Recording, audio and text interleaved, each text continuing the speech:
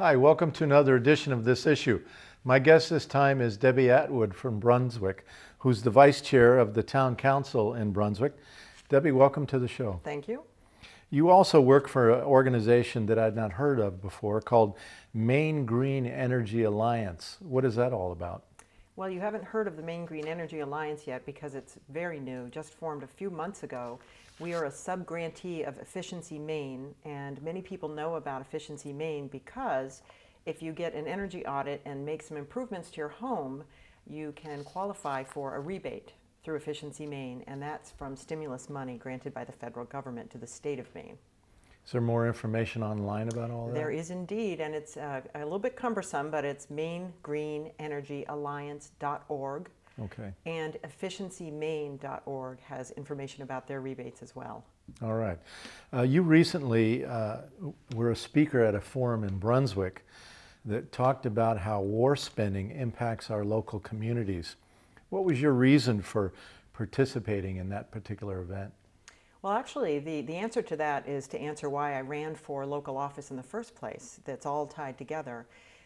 There's such an importance in being involved locally. A lot of us talk about buying locally, eating locally. Well, we need to politic locally as well, which means we need to be involved on this level, because when we talk to our neighbors and people from surrounding communities about issues that are important, such as war spending, they're a little bit more likely to consider it a conversation and not a political lecture.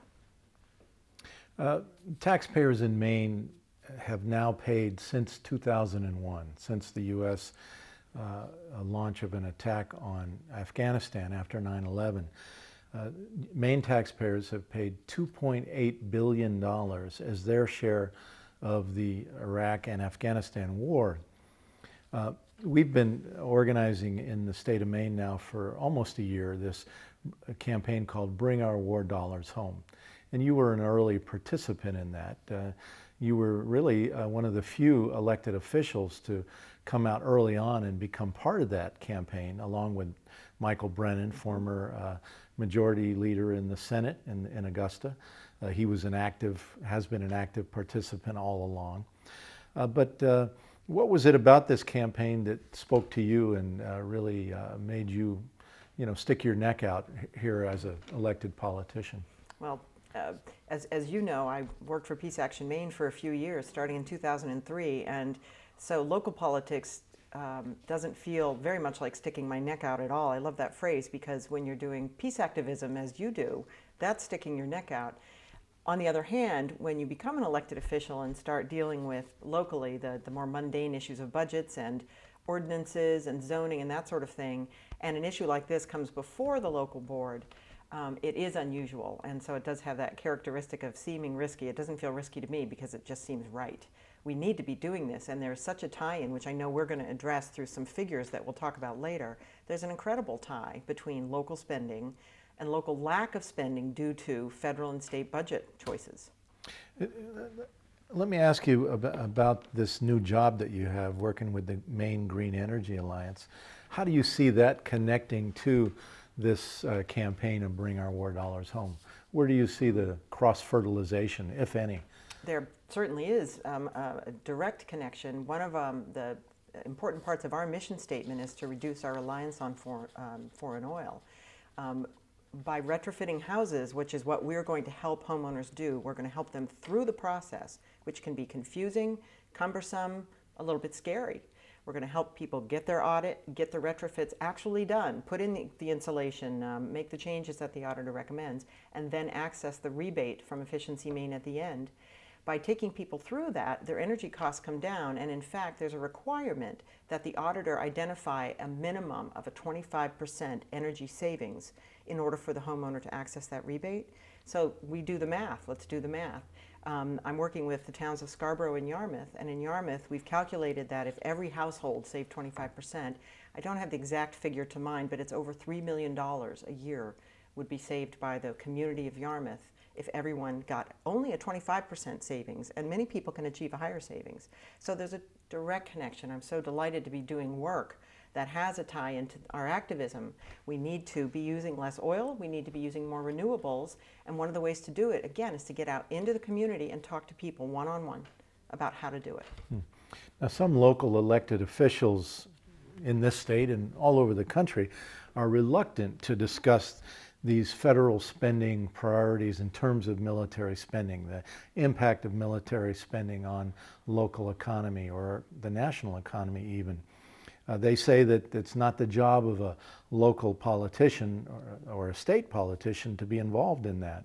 But what relationship do you see between local, state, and federal policy making? My fellow counselors who talk about the role of a council, of a local body, and draw lines between the different levels of policymaking, they employ a conventional approach to politics, to policymaking. They see local, they see state, they see federal. And I respect their opinion. I disagree with it because the lines might be there in terms of the body to which you're elected, when you meet, the specific issues you can face. But we all have to acknowledge that it's one whole nation, and we all affect each other. And if the federal government makes a certain decision that affects me on the local level, then as a local leader, I think that I'm actually tasked with paying attention to that relationship. If we're going to go after, as a town, for instance, development dollars, refund dollars, grant dollars, why are we not going after cutting spending at the federal level that will bring dollars back to us? I mean, for me, it just makes a lot of sense. I'm not quite sure why other people don't see it that way. In other words, local and state politicians are somehow connected to federal policies all the time. Absolutely. We all are. And but maybe sometimes they feel like they should not be critical, though, of the hand that in some ways feeds them. Do you think that has something to do with it? Well, I would say it's less about the hand that feeds us on the local level and more about a genuine respect that some of my counterparts on the local level have for the state and federal people. They see it more as we're going to do our job, they're going to do their job. And we certainly talk, but the difference is that the folks who disagree with our opinion don't see that it's the role of a local body to instruct a body at the state or federal level, as the same as we wouldn't instruct the town of Harpswell or the city of Bath. Again, I don't see it as that black and white. They do. And another thing I just have to throw in is I think I'm not alone in sort of chuckling and sometimes being dismayed when I hear people, anybody say, well, those are federal taxes. And they come from, tell me, Bruce, you, me. I mean, that's why it's all connected. The tax dollars all come from us. Yeah. Every time. Yeah. You have some figures about next year, 2011, for Maine. How much Maine taxpayers will spend on war spending in 2011? Can you go over those? Absolutely. This comes from the National Priorities Project, and I know a lot of us rely on their figures, which are very solid and well-researched figures. They're at nationalpriorities.org, and according to their research, Maine taxpayers as a whole for just 2011 are going to pay $458.9 million, and this is for Iraq and Afghanistan war spending. This has nothing to do with the typical Department of, and I can't say defense, Department of War budget. This is just for the two efforts in the Middle East. $458.9 million for 1 year. And that's on top of the $2.8 billion we've spent since 2001 on war. Exactly. So that takes us well over $3 billion, moving. How could those dollars have been spent in this state?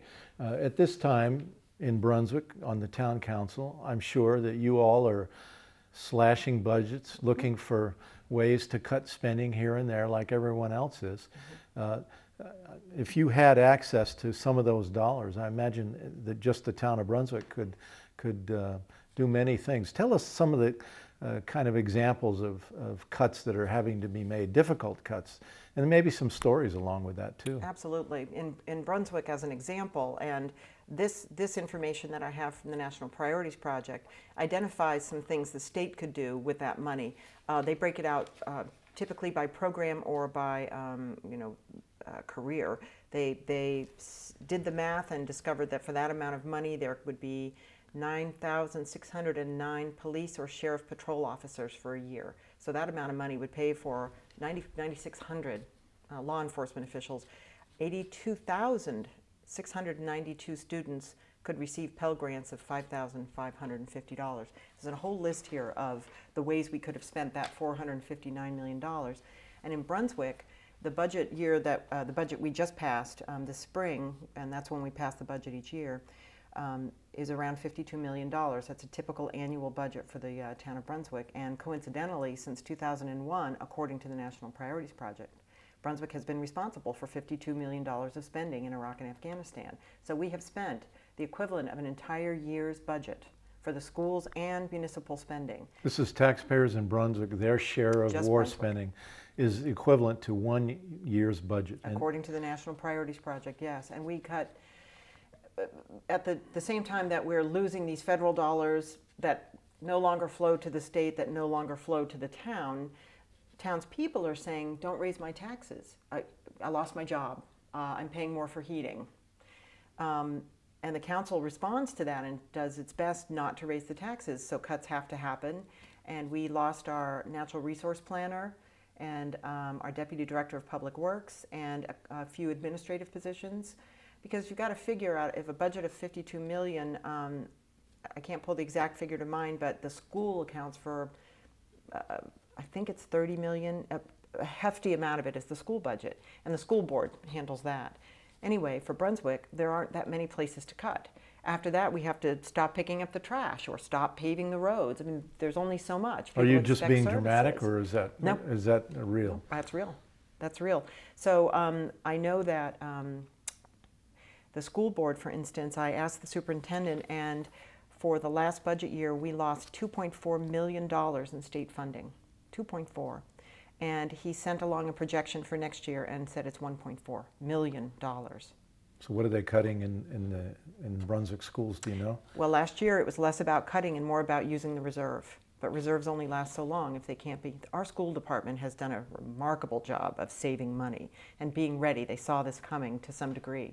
So they're holding on, but at some point we're going to have to cut something or raise taxes or both. Well, we know that across the country, libraries are closing, public hospitals are closing, there's dramatic cuts in education, preschool programs are being slashed across the country up to 50% in some places. Or not implemented to begin with. Yeah. Sometimes we miss opportunities. And so, while it wouldn't be fair to say that war spending is responsible for all of this, we have to factor in, of course, the reality that millions of jobs have gone overseas as the corporations move jobs overseas, trying to maximize their profits internationally. That reduces the tax base, right, in local communities when those jobs are gone. So that has helped create more unemployment. Right. All of that helps create an economic crisis. But to be honest, I think, and to be fair, you have to also say that when you're spending 54 cents out of every federal discretionary tax dollar on the military, that there has to be a large economic impact across the country. Can't fail. It can't fail to have that kind of impact. We, in Maine, all municipalities receive something called state revenue sharing from the state, and it's just that, state revenue sharing. And the figures for Brunswick, and these I'm sure hold true across the state and all municipalities, in 2008-09, so in that budget year, Brunswick received $2,014,562. We received just over $2 million. In this last cycle, we received $1,425,000. That was a $589,000 drop. It was over those 3 budget cycles. And again, if I use that $52 million figure, that's a little bit over, what is that, 1%? Or anyway, that's a significant amount. It's $500,000 just in that one revenue source that Brunswick lost. I don't know what the other towns in this area have for figures, but I know they must be similar. Oh, so it's the gotta be. school lost 2.4 million, the town lost a significant percent, and all of a sudden we're looking at a budget. Our costs don't go down anywhere in this country. They don't go down. And so when we look at these numbers, I fail to see how a local official cannot see the connection between what's happening at the Department of Defense, the Department of War, and what's not happening locally. Well, you also recently introduced a motion at the Brunswick Town Council to put a resolution that was written by members of the group Peaceworks on the November ballot. What was that resolution about? The resolution was about, and it's worth reading, it's one sentence: "We, the citizens of Brunswick, want our tax dollars spent on education, health, safety, environmental protection, and the infrastructure of Brunswick, rather than on war in Afghanistan, Iraq, and Pakistan, and will take any appropriate action." And what that means is that the resolution came to the council because it's up to a council to put a resolution on the ballot. Peaceworks, through Selma Sternlieb, a local resident who's brought this to me, Peaceworks wanted that to be on the ballot so that the citizens of the whole town could weigh in on it. And the council had to consider that. It, as you know, was defeated 6-3. Based on our earlier conversation, some councilors simply did not see it as in our purview. Do you really think that the public cares about how much of their tax dollars are going for war spending? I have no idea. I don't know. We know that the public is very anxious about government spending. Mm-hmm. We know that the Tea Party, for example, is complaining nationally about how much the government spends. But why is it then that the public isn't concerned about this massive amount of money that's going for endless war? In the case just of Afghanistan spending, the United States is now pouring more than $8 billion a month into Afghanistan. More than $8 billion, that's with a B, dollars a month. It just boggles the mind. Why isn't the public vocal about that? Or maybe do they not even know about that? I think that either they don't know about it, or the folks who do know about it might not be drawing that line between these important issues, which is that level of federal spending and the lack of money on the local level. They must not, and that's why we wanted to put that resolution on the ballot, was so that we could start a conversation more publicly, even more publicly, because that would have started the conversation. People would have had that to vote on. As you know, Portland, the city of Portland, passed a similar resolution last spring. And one of the organizers down there sent me an email once with this question, and this question answers your question, I think. So it was Gary Higginbottom, who is a lead organizer in Portland, suggested asking this question of Brunswick officials: how much would the property tax on a modest Brunswick home be increased if the decision to fund the wars, currently $5 million a year for Brunswick, came before the people as a blunt property tax increase? If it weren't hidden in the removal of state and federal dollars that we just cope with, if instead Brunswick residents were hit with the question, would you like to have your taxes raised $5 million this year as a town to fund just this part of the war? I think the answer would be no. That would be a way to make it more visible. And it's just not visible. Well, I'm speaking to Debbie Atwood, who lives in Brunswick, and she's a vice chair of the town council in Brunswick, and also works for an organization called the Maine Green Energy Alliance. We're talking about war spending, energy conservation, and what it's like to be a local elected official as you're seeing these budgets slashed, and the connection between that and military spending. Anything you want to add to anything so far that we've talked about? You know, I've been more of a radical than a liberal, than a progressive even, for a long time, and I'm wearing progressive clothes these days. What do you mean by radical? Well, what's your definition of my radical? definition is radical is change from without, progressive is change from within. And it has, until recently, I was not satisfied with change from within. It felt too slow, it felt like it didn't work, and I just didn't have the patience.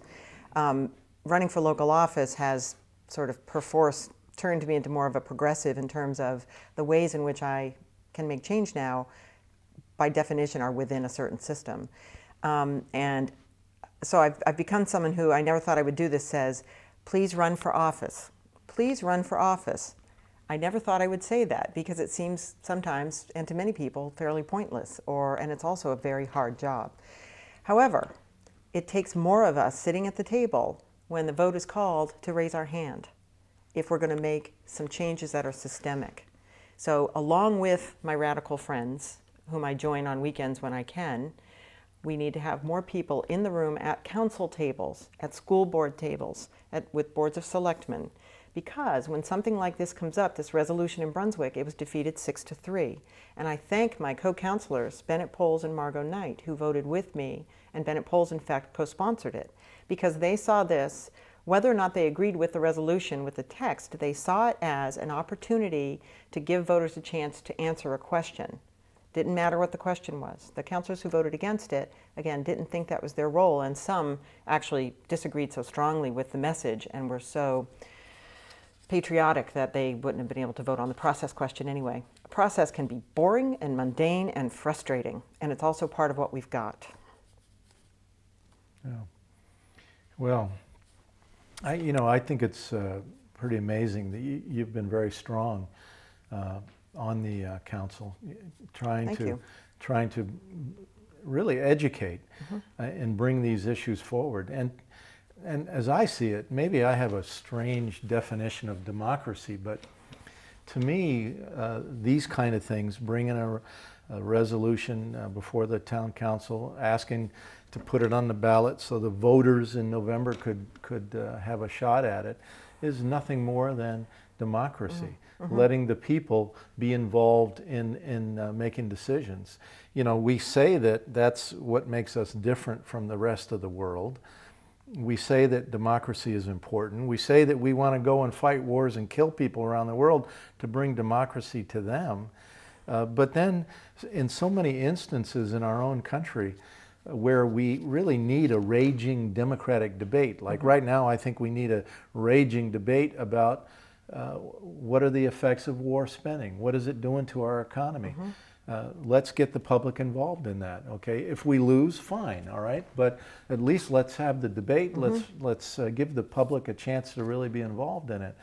And it always confounds me when some politicians decide that, no, we shouldn't even allow the public to be involved in that process. That's not our job. Yeah, I read in the paper after this motion that you brought forward was defeated, one of your allies in bringing it forward said that, I'm paraphrasing, something to the effect that some might have been fearful of what the public would have come up with. Would actually say. Yeah, Yeah, I mean, and what does that say about democracy and one's belief in democracy, right?